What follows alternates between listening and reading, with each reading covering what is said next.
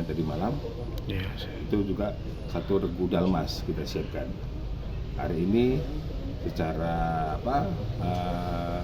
secara stasioner kita tetapkan pos di situ, dirikan kita pasang tenda di depan Alfamidi. Alfamidi itu nanti 1 regu sama Polda, sama 1 regu sama Polres dari Dalmas, ya, kemudian dari Polda 1 kota.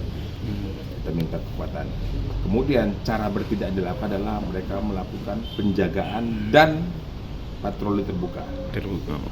Jadi kita situ standby-kan kendaraan Ranmor roda 2 trail. Supaya nanti anggota yang jaga situ mereka putar banyak supaya mengantisipasi jalan kiri.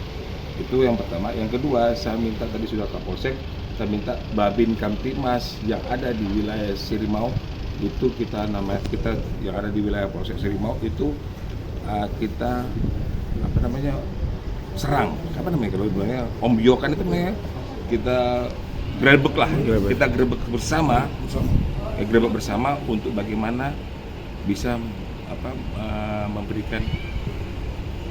memberikan sosialisasi, memberikan pembinaan masyarakat supaya tidak terjadi lagi potensi konflik.